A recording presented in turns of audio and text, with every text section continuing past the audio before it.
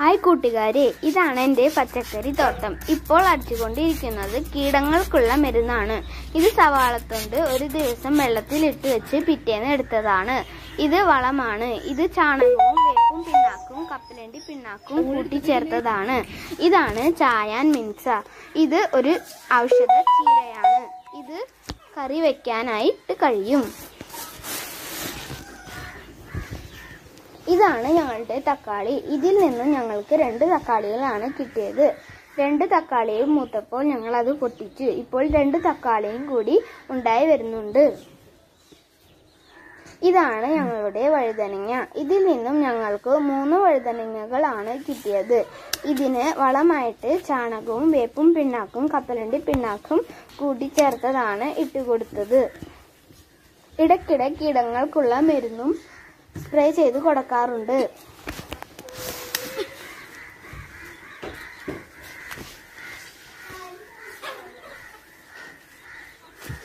ഇതാണ് ഞങ്ങളുടെ ചീര.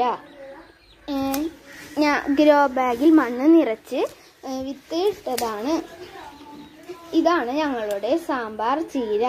ഇത് സാമ്പാർ ചീരയുടെ 6 തൈകളാണ് ഞങ്ങൾ ഗ്രോ ബാഗുകളായി നട്ടു.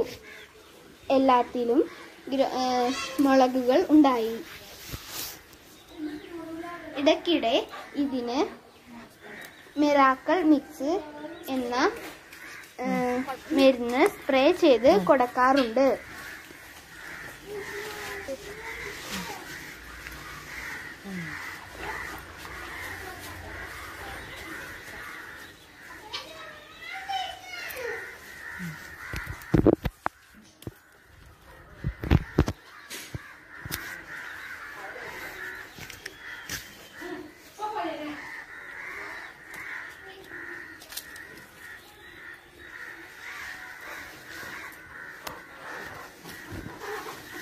ഇത്രയും സാമ്പാർ മുളകുകളാണ് ഞങ്ങൾക്ക് കിട്ടിയത്.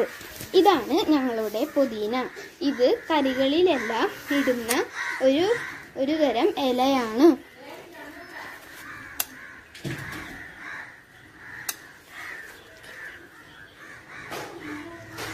ഇതാണ് ഞങ്ങളുടെ ഇഞ്ചി. കൃഷിപ്പാടം തുടങ്ങുന്നതിന് മുമ്പ് ഞാൻ നട്ടതാണ്. ഇതിൽ നിന്ന് 3 ഇഞ്ചികൾ ഞങ്ങൾക്ക് കിട്ടി. ഇതാണ് ഞങ്ങളുടെ പയർ. ഇതിന് ഞങ്ങൾ വളമായിട്ട് ചാരമാണ് ഇട്ടുകൊടുക്കാറുള്ളത്. ഇത്രയും പച്ചക്കറികൾ ഞങ്ങൾക്ക് ഇതിൽ നിന്നും കിട്ടി. ചായാൻ മിൻസ, തക്കാളി, പയറ്, പുതിന, ഇഞ്ചി, പച്ചമുളക്, ചീര, വഴുതനങ്ങ. നന്ദി.